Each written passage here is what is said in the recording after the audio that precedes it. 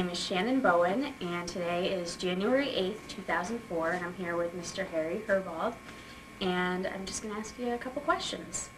All right, well, let's start. Where were you the day Pearl Harbor happened, December 7th, 1941?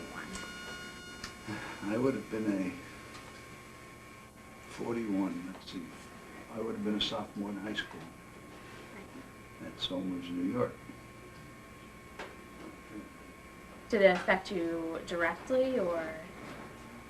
No, it affected us in that we were very much interested in getting involved. Teenagers, Right. It was a very extensive war, and there were a lot of people involved. And individuals were interested in joining up, Right. and we were part of that feeling. Also, the rationing was in full force then. Butter, gasoline, and lots of other materials that were vital to the war effort were not readily available. You had to have food stamps and gasoline stamps to get certain amounts of those things. So we were involved in a sense that we were in part of a rationing system.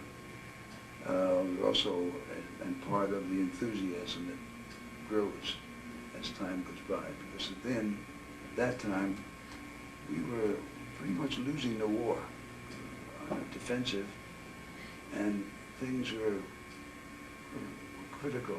Industries were just getting in full gear and providing materials for the armed forces. And so we probably those two things, probably being enthusiastically interested in getting involved and also food rationing. Right.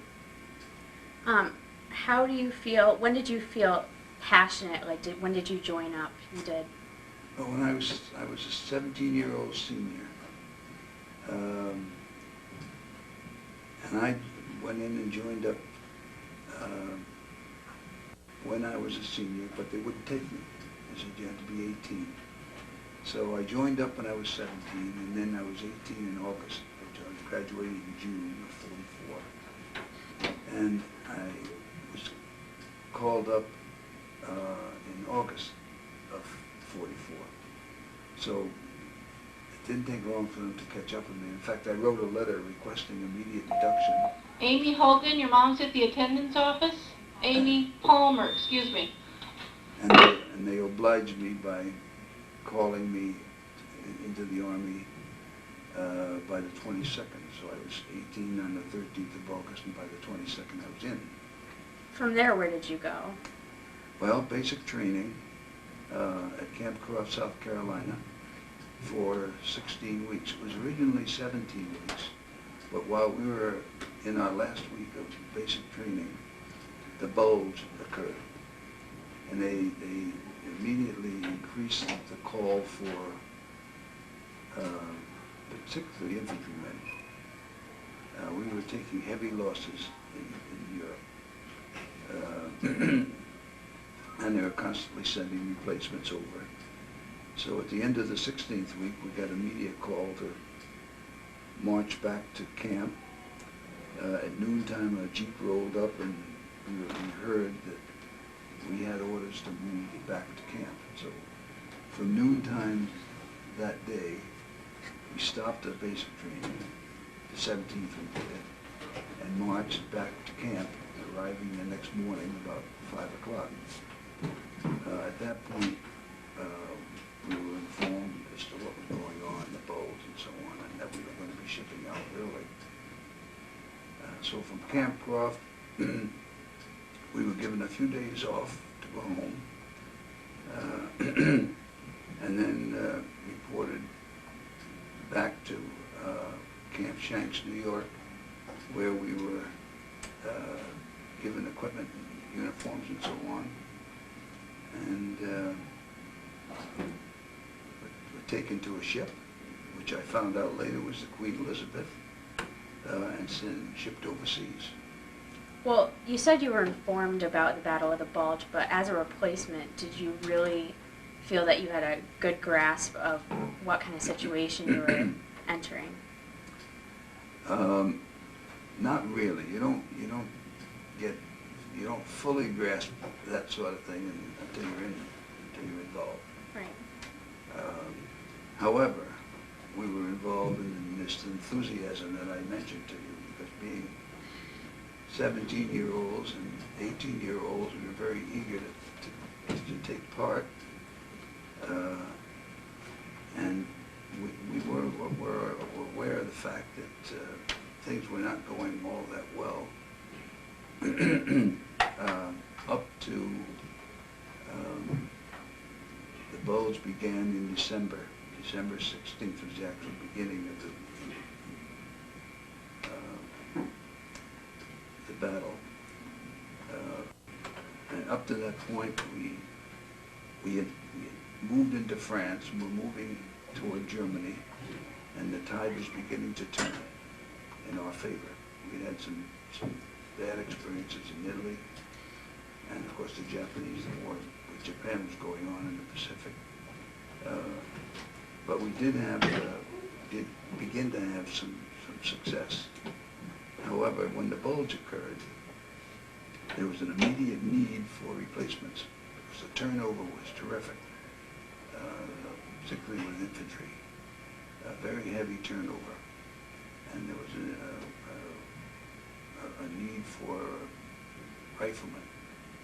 So we, in a sense, were young, enthusiastic, and eager to take part, and we were given a rifle and said, you report to this outfit or that outfit.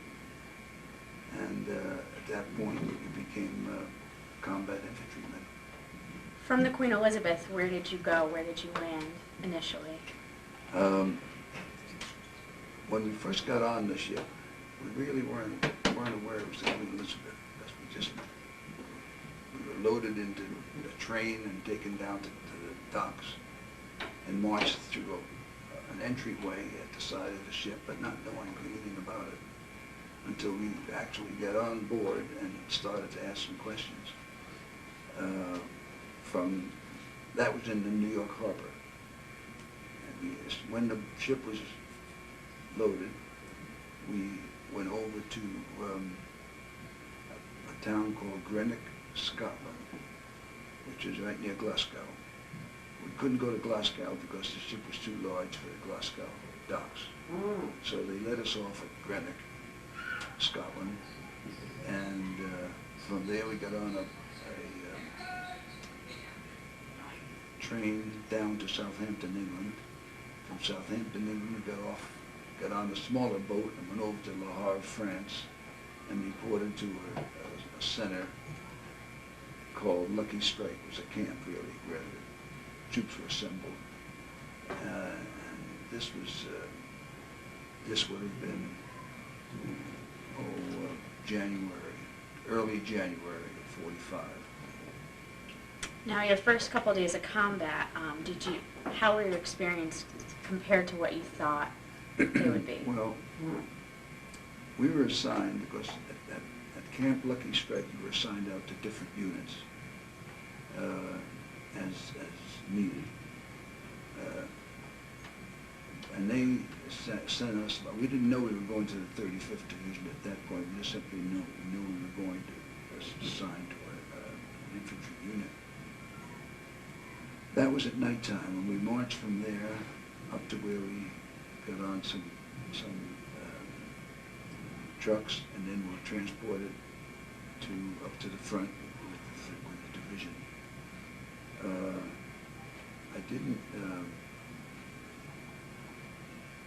It was at night, it was cold, I didn't have the slightest idea of where we were or where we were going at that point. Even later on, I didn't really know, except that there were just 2 or 3 of us when we moved into a combat company. We were met by the company commander, and he spoke to us briefly. I could hardly see him because it was pitch black, and he welcomed us, and I can remember him saying, "Call me Red." Now, this was unusual. He was an officer, and you don't call an officer by his first name, but as soon as you got up into that combat situation, things changed somewhat. Things became less formal, less rigid, and you did as he asked, and he said, "Call me Red."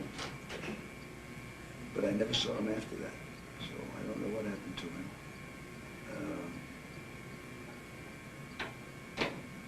And it was, I often wonder what he made it, but I'll never know.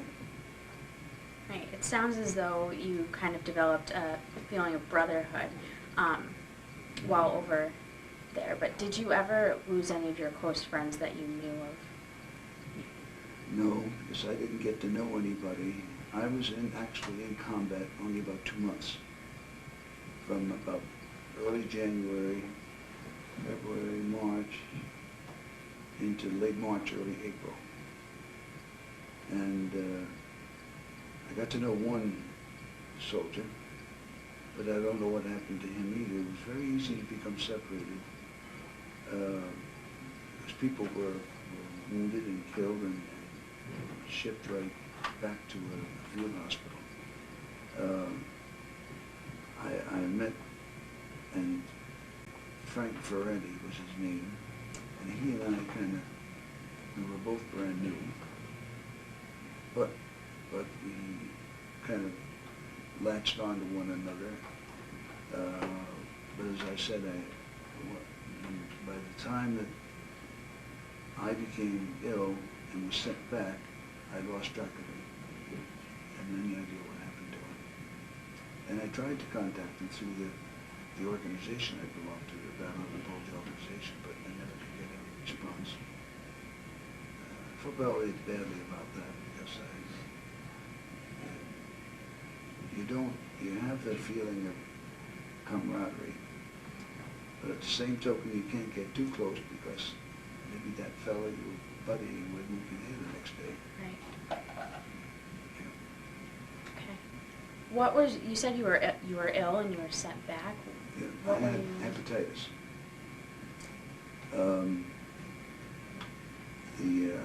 At that time they didn't know much about it, but there must have been something. Either I ate, the only thing I can think of is that when we would go through towns, people would just up and leave, and all their belongings were still there. And every so often we'd find something different to eat, and I can remember eating canned cherries. Apparently the people there had canned these cherries, and I remember eating that. I can remember eating some of their homemade bread, but I don't know medically whether that's what caused the hepatitis or not. I don't know what else it could be. Did you feel a need for food? Was there like a lack of resources for you? I admired, we had kitchens that were mobile kitchens, and there was a real effort on the part of the Army to get hot food to you occasionally, as much as possible, but because they couldn't bring that equipment up on the front line. But you would get C rations and K rations, and occasionally a hot meal, but only occasionally. And it was nice having variation from C rations, K rations. What did they contain? Well, they were packaged. It came in a nice little box, and it might have cheese, it might have a bar of chocolate, it might have C rations, it might have a can of hash, something you could eat without having to cook it. And also that you could open the package and have a meal like that. I didn't get packed all the time. I think they did very well, all things considered, getting hot, nutritious food up to the front line. While on the front line, did you encounter any enemy close up or POWs? Only as POWs, and it was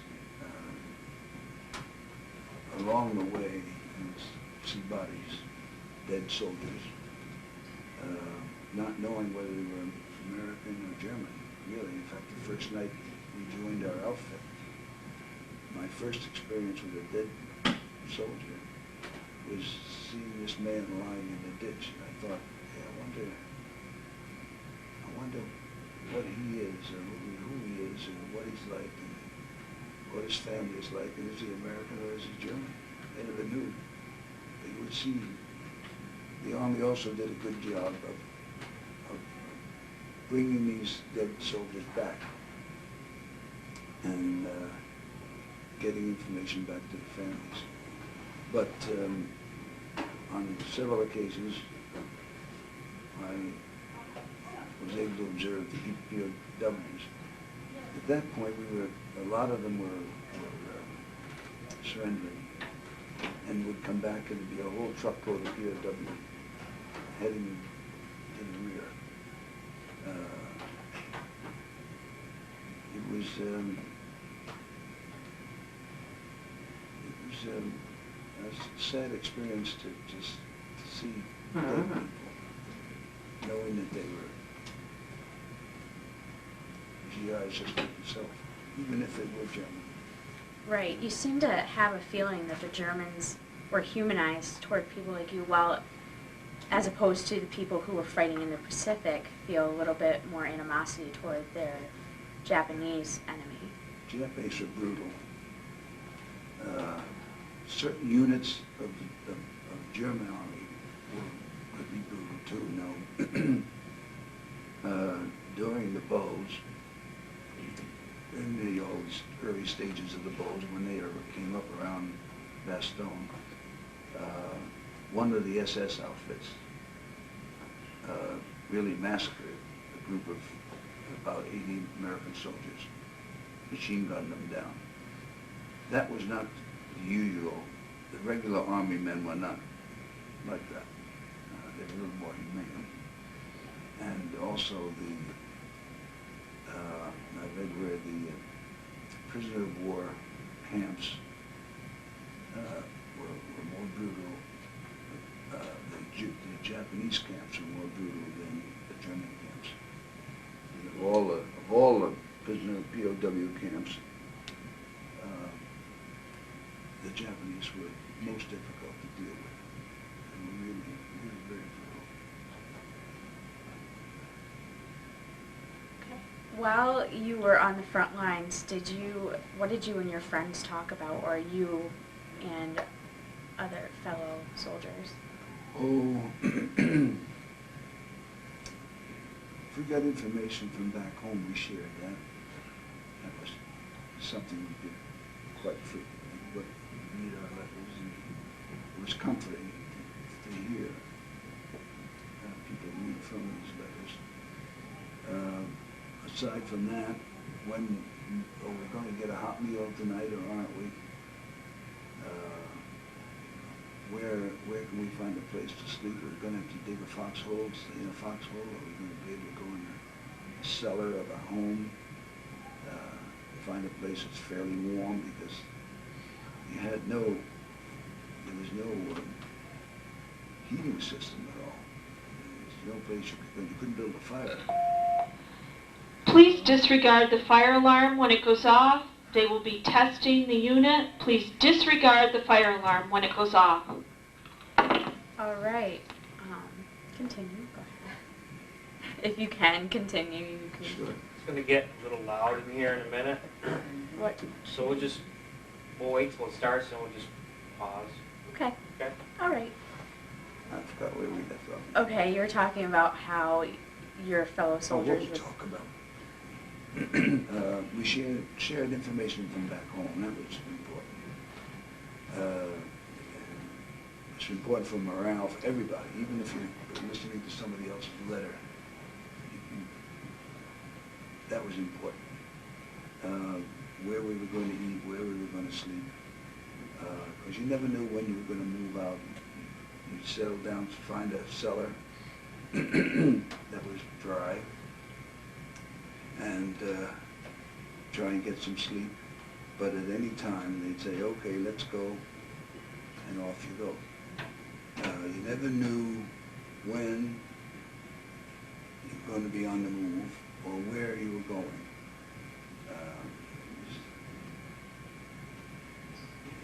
In fact, when you'd get up and we had a stop that when we were moving from the 3rd Army up to the 9th Army, we had stopped to run train, and we had stopped and started a fire and to see if we could cook up some food. And found some chickens and got them ready for cooking. Had a fire in the home, had a fire in the stove, had chickens in the water, hook up. Just about time we got the chickens ready to eat. Okay, everybody out. You'd have to move on. And this was not unusual because the orders to move on could come at any time and with varying frequency. And if you could build a fire and get warm, that was great. But it was very difficult to do that, particularly where you were in terms of the Germans. While you were away from home, were you able to correspond with your family a lot? Yeah, my mother did the writing for the family, and she wrote regularly. My brother was too young to write his own letters, but she handled most of the correspondence. Do you feel as though she had a good grip of what you were going through, or were you able to describe that to her? I don't think anybody, unless you've been through that, can have a feeling for being up somewhere where somebody's shooting at you, where you could step on a landmine, where artillery shell could come in and burst overhead. Unless you've experienced that, there's a tremendous amount of fear involved. You're always afraid of being wounded or killed. So it's a situation where you just hope for the best. You stay out of sight and hope you're going to get through the next day. Did the situation always ever seem too grim for you? Like, did you? The feelings I think you had most of the time were fear and cold. Those are the two. We were lucky as replacements in that we were winter equipped, but there are an awful lot of GIs in their boats who were not. And we didn't have winter boots. They had boots that they'd had from the fall, and they didn't re-equip them with winter clothing. And as a result, we lost more men as a result of frostbite than for many other reasons. A tremendous number of men we lost because of frostbite. So I guess those two feelings, we want the fear of being wounded or killed, coldness, and those are the two major things that really worried and concerned me. Right. Did you ever come in contact with any commanders or higher-ranked officials? Never saw one. Not at all? No. The way the Army is set up, the sergeants and the corporals were the people you dealt with pretty much directly. Occasionally, the company commander, who could be a lieutenant or a captain, but that's about as far up the ladder. Once in a while, you hear about people being visited by celebrities or by officers, but not as a rule, no. Where were you when the war ended? VE Day, I guess it was in May, I was in England, in the hospital. I had contracted hepatitis and flew back to Paris, and from Paris hospital I flew back to England, and I was hospitalized in England. And when the war ended, instead of sending us back to our units, they sent us home, sent us overseas, back to the States. So I was hospitalized in England for a couple of months, and then the war ended, and then I was hospitalized in Fort Devens, Massachusetts, for a couple of months, and that's where I was a patient when the war ended. Time out for a minute. Okay, we're gonna pause real quick just because of the fire drill, so we're just gonna wait 1 second. Are we doing what we want? Yeah, this is perfect. Okay. You're doing well. Don't worry about it.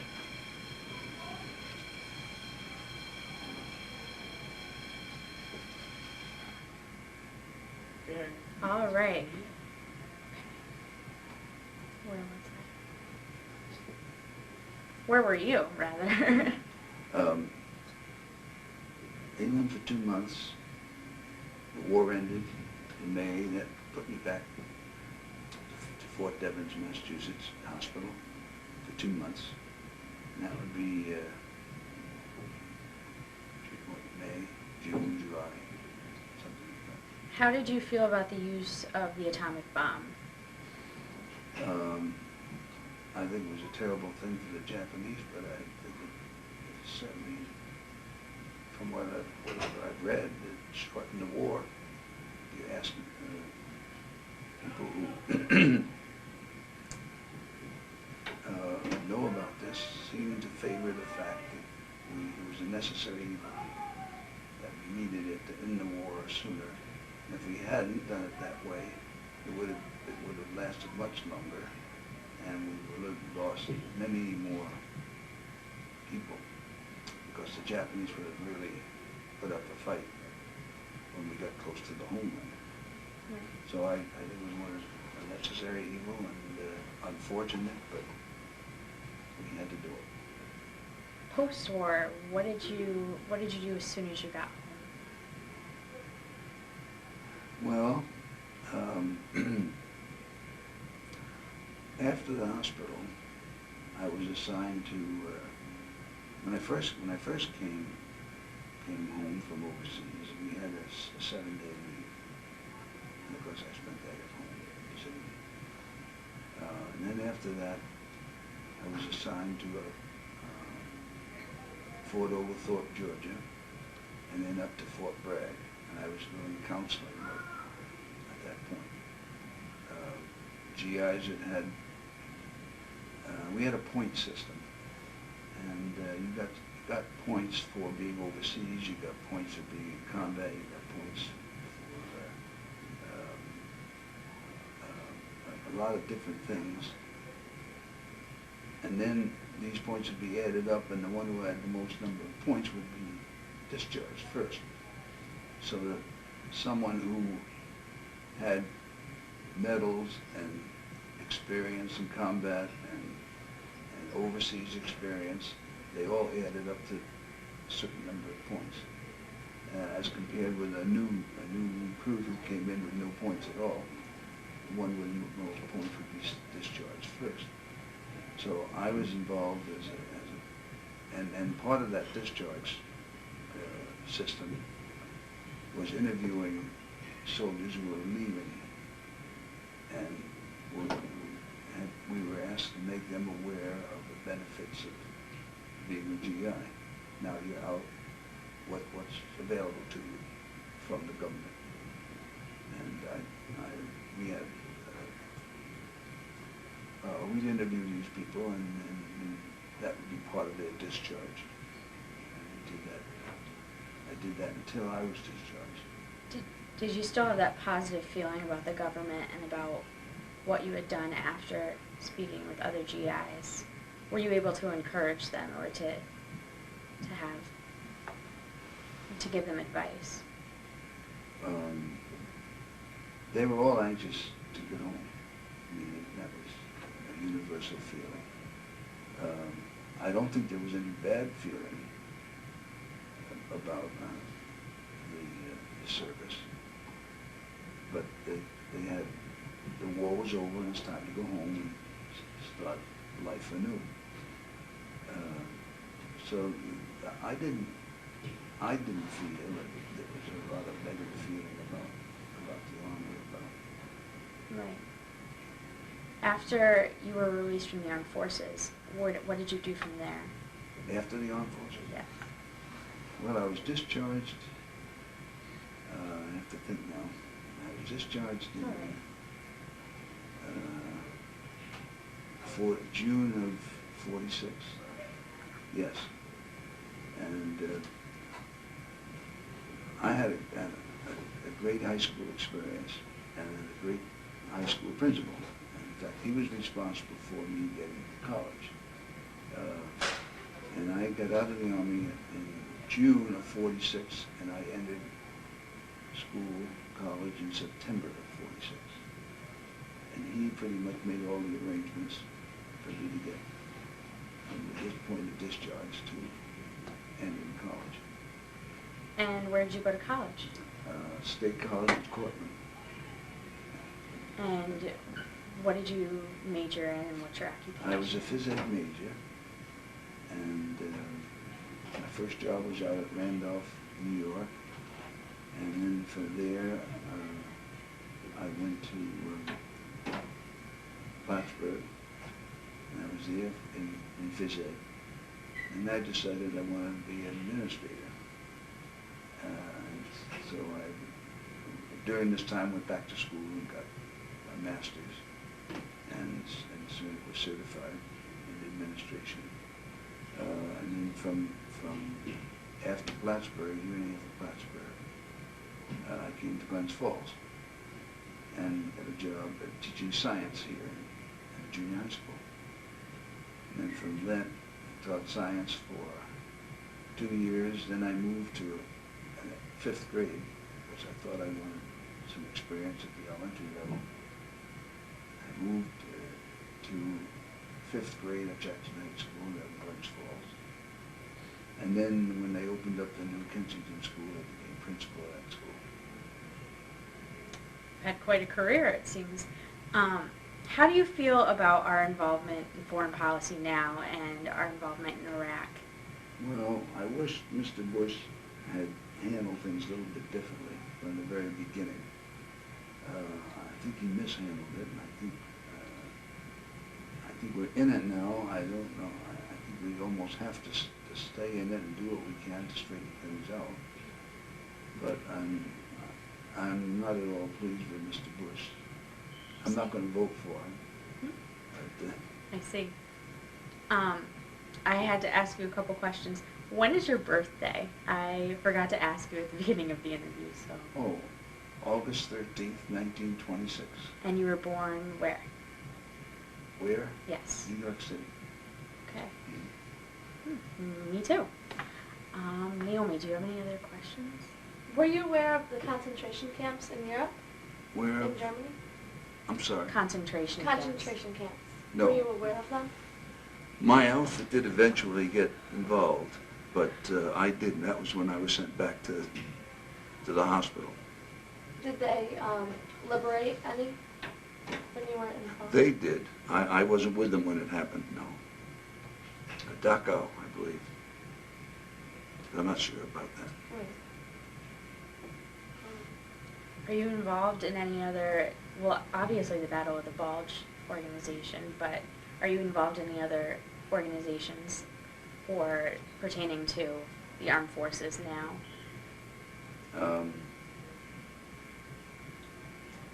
Just the Battle of the Bulge organizations and the VFW, those two. Are you active? Do you? Not, no, I belong and I maintain my membership, but I'm more active in the Battle of the Bulge than I am in the VFW. I have a question. Okay. When did you meet your wife? Was it post-war or pre-war? Where did I Meet your wife. meet my wife? Yeah. Yes. At college. In college. When we were sophomores, we started going together. And we were graduated in June of '46 and got married a week later. Was she involved in the war effort at all? I doubt it. I don't think so. I can't think of how she might have been, except as part of the rationing system. She had to do her share, as all people had to. That, I don't know to answer your question, I don't think so. Okay. All right. Okay, well, that's essentially, yeah, good. All right. Did it work out?